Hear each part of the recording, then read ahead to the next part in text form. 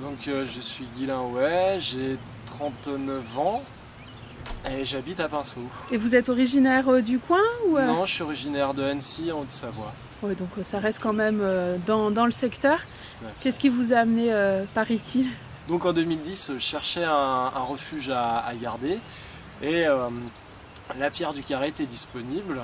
Donc je suis venu garder ce refuge, j'ai eu la chance d'être choisi. Et puis au fil des années, trouvant la vallée vraiment attrayante, j'ai décidé de quitter Annecy et de venir m'installer à Alvar. Et puis après, les choses ont fait qu'on a évolué, on est monté un peu dans la vallée. Voilà. Et avant 2010, vous faisiez quoi? J'étais gardien de refuge aussi, quel mais en côté? Haute-Savoie, dans le massif de la Tournette. D'accord. Alors Voilà, votre parcours, justement, parce qu'on se dit gardien de refuge, c'est un métier quand même exceptionnel, atypique. Comment ça vous est venu en tête? Dites-moi. Je pense que déjà, il faut redéfinir l'activité de gardien de refuge. Je ne parlerai pas de métier, mais plutôt d'un mode de vie. Déjà, on est saisonnier. Pour la plupart, il y a très peu de refuges quand même qui ouvrent à l'année. Et puis c'est une histoire de vie. Depuis tout petit, j'ai eu la chance d'avoir une famille, une branche de la famille qui avait une ferme d'alpage sur le plateau d'Aiguilière. Donc j'ai passé beaucoup de temps petit au milieu des chèvres, des vaches et des alpages. Je pense que ça en crée beaucoup de choses. Et puis après, la volonté aussi de ne pas avoir une vie normale, de ne pas faire un métier 8h, 17h, 35 heures par semaine et d'aller toujours à la rencontre des gens et d'avoir cette espèce de liberté qu'on peut retrouver en montagne dans les grands espaces. C'est un mode de vie, mais c'est aussi un métier passion. Si on n'aime pas la montagne, si on n'aime pas recevoir des gens, si on aime le confort aussi, il ne faut vraiment pas s'orienter sur ce genre de boulot. Du coup, vous êtes gardien de refuge depuis combien de temps? Vous avez commencé à quel âge? Alors, j'ai commencé en tant qu'aide gardien en 2001, donc j'avais 22 ans. J'ai fait aide gardien pendant plusieurs années et puis en 2006, j'ai passé le diplôme universitaire de gardien de refuge qui venait juste d'être créé. C'était la deuxième session, donc ça s'est passé à Autran, à la Fratte. Et puis à partir du moment où j'ai eu ce diplôme, dès l'année suivante, en 2007, j'ai eu un poste de gardien de refuge et depuis c'est non-stop tous les étés. Quoi. Alors vous m'avez parlé de votre formation, c'est effectivement un métier qui se professionnalise, qui se féminise, un métier qui évolue beaucoup, qui a beaucoup évolué ces dernières années. Oui, avant c'était un métier qui n'était absolument pas structuré, pas forcément de reconnaissance au niveau des administrations, tant dans la cotisation des retraites, que les assurances, tout ça, même si c'est pas ce qui importe le plus aux gardiens de refuge. Mais du coup, que ce soit le club alpin français, les parcs naturels régionaux, naturels nationaux, excusez-moi, qui sont parmi les plus gros propriétaires de refuges, et avec le syndicat national des gardiens de refuge et Gilles d'Étape, ils ont décidé de mieux structurer la profession en créant ce diplôme pour pouvoir répondre aux nouvelles attentes et aux nouvelles... on peut parler de contraintes légales dues aux établissements recevant du public. Donc la création de ce diplôme a amené à avoir une nouvelle génération de gardiens un peu plus carrés, mais toujours autant passionnés par leur métier. Et on voit donc du coup aussi, c'est vrai, beaucoup plus de gardiennes maintenant, et ce qui est très bien. Puisque de toute façon, la plupart des refuges fonctionnent en couple. C'est très très dur de tenir un refuge tout seul. C'est le cas pour vous, hein? Oui, vous travaillez avec votre compagne? Voilà, ma compagne qui m'a rejoint pour m'aider il y a déjà maintenant 4 saisons. Donc c'est vrai que sans elle, ce serait beaucoup plus difficile, surtout avec l'augmentation de la fréquentation sur le massif de Belledonne. Et puis on a aussi tous les autres gens qui viennent nous aider pour faire les portages, pour faire du bricolage, le jour de l'héliportage aussi. Enfin, on a tout un réseau de gens motivés, bénévoles, et sans eux, notre métier serait presque impossible, je pense.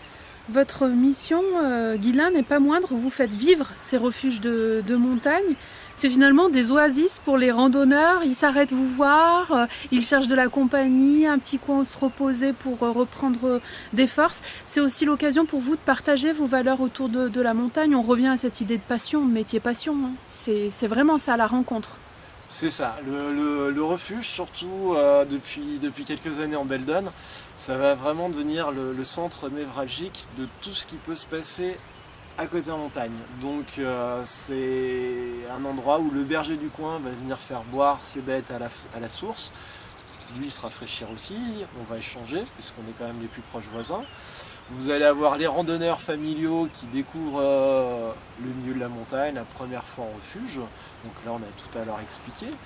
Vous avez les plus aguerris qui sont là en itinérance, qui connaissent tout, mais eux, ils vont venir chercher les infos sur l'état des sentiers, les noms des montagnes, un peu de ravitaillement à manger, à boire. On a ça, on a aussi des alpinistes derrière qui peuvent partir faire les sommets, donc eux ça va vraiment être juste un camp de base. Et puis on est aussi avant tout un refuge, c'est aussi là où quand il y a un problème les gens peuvent venir se réfugier, au refuge d'ailleurs. Donc tout ce qui est aussi au niveau secourisme, s'il y a des bobos ou même des accidents plus graves, on peut être le point de départ des secours ou d'être le premier maillon de la chaîne des secours. Et au milieu de tout ça, faut faire vivre tout le monde et arriver à faire coexister différentes visions de la montagne, parce que le berger ne voit pas forcément la même chose que certains randonneurs amoureux du milieu de la montagne. Un lieu rencontre, comme on l'a dit, qu'il faut faire vivre. Voilà. La logistique, c'est pas une mince affaire, puisque vous êtes en charge de la gestion de ces lieux. Quel est votre rôle? Comment vous vous organisez à partir du moment où vous ouvrez? Alors déjà, j'imagine que ça se prépare en amont. Dites-moi tout. Le travail commence dès le mois de mars, voire dès le mois de février cette année pour nous. Avec le GR738, on a une grosse demande. Mais si vous avez des animations à mettre en place, il faut déjà contacter les gens les intervenants que vous voulez avoir, et puis commencer à réfléchir aussi aux produits que vous allez vouloir utiliser pour faire à manger, donc commencer à contacter les fournisseurs, etc. La communication qui va commencer, mais après tout l'approvisionnement va se faire sur le mois de mai, c'est-à-dire calculer toutes les denrées dont on va avoir besoin. Tout ce qui se conserve, les boissons, les produits secs, donc farine, lentilles, riz, pâtes, le chocolat, le thé, le café, enfin tout ce qui se conserve. Ne rien oublier, puisque tout ça monte en hélicoptère. C'est ça. Donc on n'a pas le droit d'oublier le sel. Les 3 kilos de sel, c'est rien, mais ça plus ça, après à remonter sur le dos, c'est compliqué. Ouais. Donc on prépare tout ça. Le jour de l'hélico, c'est la plus grosse journée stressante de l'année, je pense. Il y a un héliportage ? Un héliportage. Nous, on a un héliportage. Certains refuges peuvent en avoir plusieurs dans la saison. Tout dépend des capacités de stockage et puis de la fréquentation. Et après, nous, on essaye de travailler au maximum en produits frais locaux. Donc ma compagne Patricia descend 1 à 2 fois par semaine pour faire des appoints sur le fromage, etc. Et moi je descends tous les jeudis pour faire le marché. Donc voilà, et tout ça, ça se met en place. Et après, donc la logistique, c'est justement de trouver des gens qui sont prêts à nous aider. Donc là, nous sur Alvar, on a une équipe de jeunes étudiants qui ont décidé spontanément de venir nous voir et de nous proposer de faire des portages à dos d'homme. Donc je les remercie chaleureusement du fond du cœur. Sans eux, depuis 4 ans, ça serait très compliqué. Donc voilà, une fois que le refuge est bien ravitaillé, achalandé, on va dire, votre mission c'est de préparer tout ça. Il y a la partie restauration, il y a la partie couchage, il y a la partie animation. Dites-moi. Ouais. Alors, nous, on fait à manger le midi. Sur réservation, c'est toujours mieux, mais même à l'improviste, on a toujours quelque chose à proposer. On fait les goûters, les boissons tout au long de l'après-midi avec des tartes ou des gâteaux tout fait maison, aux fruits frais. Et quand c'est l'époque des myrtilles, les myrtilles, on va les cueillir à 50 mètres. Donc il n'y a pas plus frais. C'est pas négligeable, ouais. Non. Et le soir, donc en effet, il y a le repas pour les randonneurs qui arrivent de leur journée de marche. Et le matin, on a les petits déjeuners, les pique-niques pour faire pour ceux qui ont besoin de pique-nique, qui sont en itinérance. Les animations, il faut aussi caler ça à certaines dates dans la saison. Moi-même, je propose à la demande, donc ça peut être quasiment tous les jours, sauf quand il y a la pleine lune, mais ce sont des ateliers d'astronomie, de découverte de l'astronomie. Dans tous les cas, les journées sont longues. Vous vous réveillez en règle générale. À quelle heure vous commencez par quoi ? Généralement, le matin, on se lève. Alors nous, on a un petit refuge moyenne montagne, plutôt familial, hein, ça n'a rien à voir avec le refuge de haute montagne. On va dire qu'on se lève à partir de 6 heures du matin, voire des fois un petit peu avant. Selon le départ des clients, on s'adapte vraiment à leur demande. Donc, première chose, c'est les petits déjeuners, quoi. Des fois, ça attaque à 6 heures du matin, petit déjeuner. Une fois que tout le monde a pris le petit-déj, on s'occupe du ménage, on met le refuge d'aplomb, donc tout nettoyer, la cuisine, les dortoirs, les toilettes, la terrasse, mise en place des chaises longues, des parasols, enfin tout ce qui fait que les gens sont bien.